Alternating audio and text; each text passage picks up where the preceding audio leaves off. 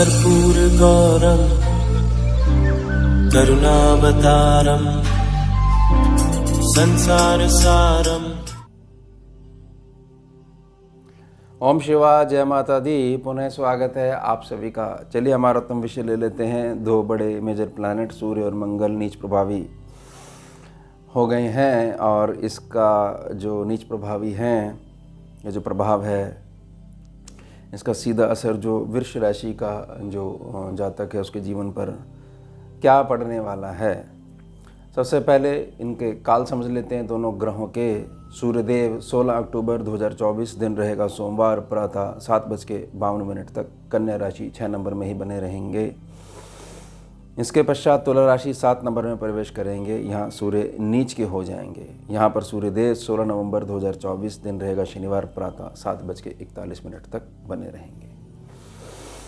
मंगलदेव 20 अक्टूबर 2024 दिन रहेगा रविवार, दोपहर में 2:46 पर कर्क राशि में प्रवेश करेंगे। 4 नंबर में चंद्रमा का साइन है और नीच प्रभावी हो जाएंगे। अब उसका सीधा इफेक्ट, ये दोनों ग्रह नीच हो गए हैं, वृष राशि के जो जातक हैं उनके ऊपर क्या पड़ने वाला है। केवल जो इफेक्ट पड़ रहा है उसमें हमारे को क्या अच्छा मिल सकता है, केवल उसी पे बात करेंगे, क्योंकि ये मात्र गोचर की कैलकुलेशंस हैं, ये मात्र जर्नल कैलकुलेशंस हैं।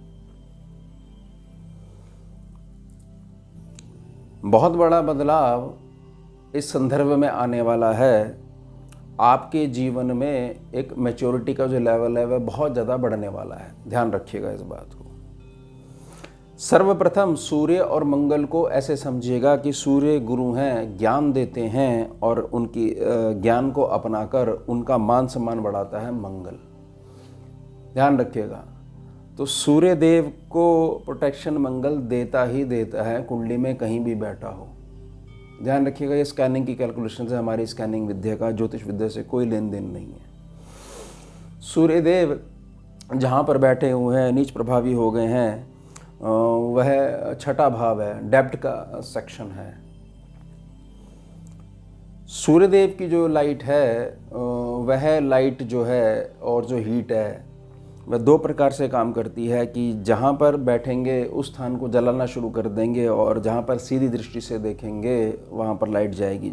हालांकि लगन कुंडली अगर आप देखा करो तो ऐसे भी देखा करो कि सूर्यदेव अगर ज़्यादा डिग्री के हैं, उच्च के हैं, और आपके घर में सूर्यदेव के जो पॉइंट्स हैं वास्तु में, वास्तु स्कैनिंग में, अगर वो भी बहुत ज़ोरदार हैं, तो सूर्यदेव से एक सेक्शन पीछे तक लाइट जाएगी और एक सेक्शन आगे तक लाइट जाएगी और हीट भी जाएगी।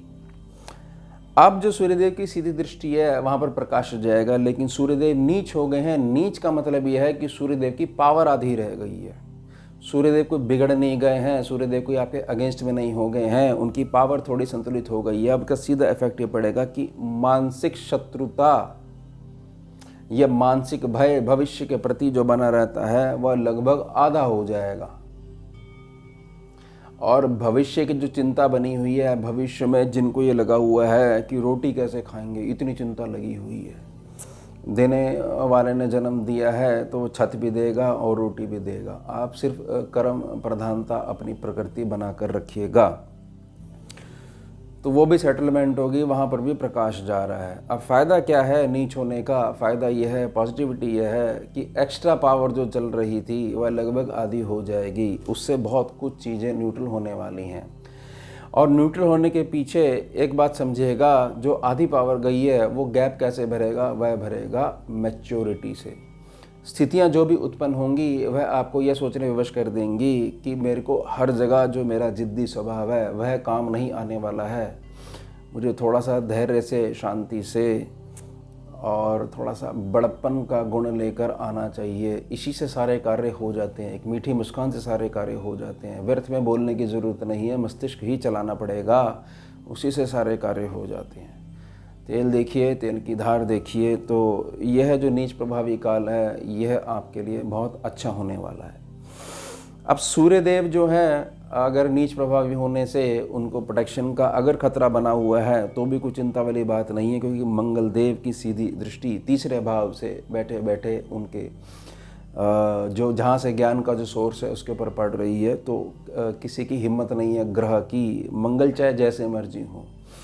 मंगल का संकल्प इतना ज़्यादा तीव्र होता है कि अगर वो आगे बढ़ गए और उन्होंने ये घोषणा कर दी कि मैं यह वचन देता हूँ, तो जो मर्जी हो जाए वो उससे पीछे नहीं हटेंगे। ध्यान रखिएगा इस बात का।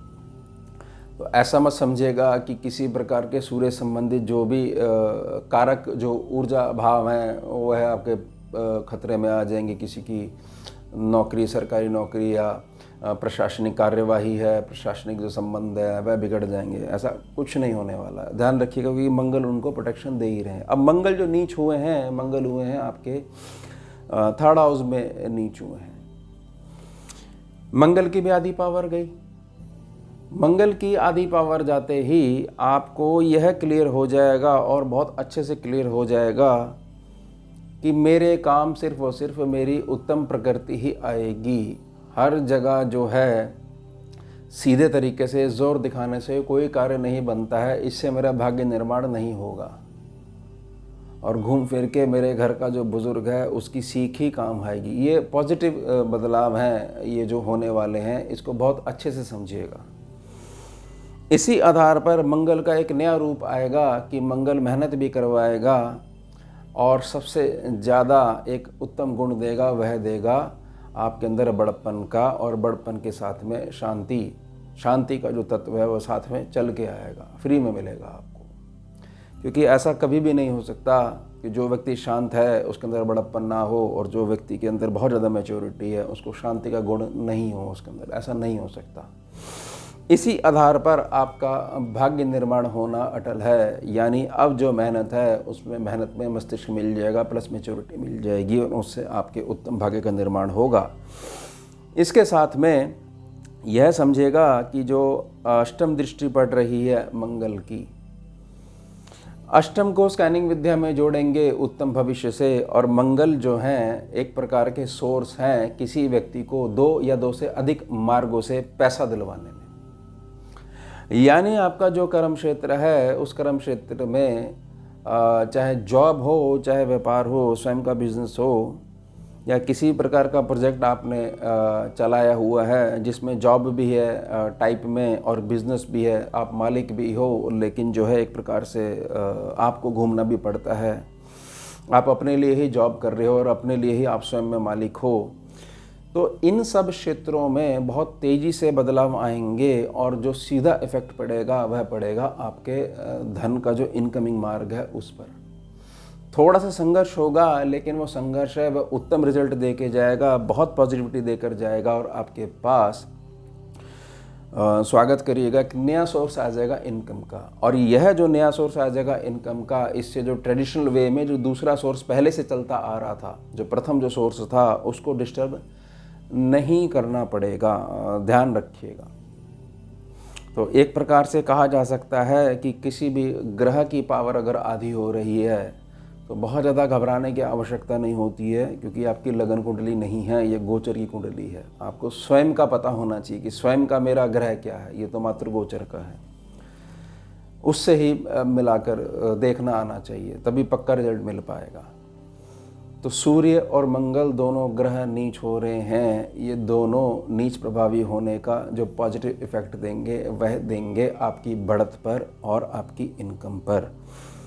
और केवल पॉजिटिव ही सुना करो, बहुत ज़्यादा इस खंगालने में मत लगा करो कि पूरा एक्सप्लेन करिए क्या क्या सावधानी है। आपको आगे बढ़ने पे ज़्यादा ध्यान देना है, आगे बढ़ते रहिए, और आपको संकल्प ऐसा होना चाहिए कि हमें कोई रोक नहीं सकता है। ध्यान मत दीजिए, आप केवल दौड़ने में ध्यान दीजिए। ये मत ध्यान दीजिए कि मुझे सबका पता होना चाहिए कौन कौन से स्थान पर बैठा हुआ है। आपको केवल आगे बढ़ना है, तभी जीत पाओगे, नहीं तो दूसरे को देखने के चक्कर में स्वयं की जो रफ्तार है वो धीमी कर लोगे।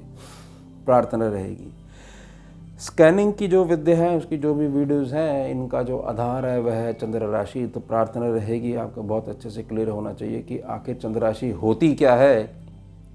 और हाँ, मेरी चंद्र राशि वृष है, मुझे बहुत अच्छे से क्लियर है। ये दोनों बातें पता होनी चाहिए, तभी गणना प्रभावी होगी आपके ऊपर। तो ये हो गया हमारा उत्तम विषय। अब मिलते हैं आपसे अगले भाग में नए विषय के साथ। जुड़िए और जोड़िए। ओम शिवा जय माता। भुजगेन्द्रहारम् कर्पूर गौरम करुणावतारम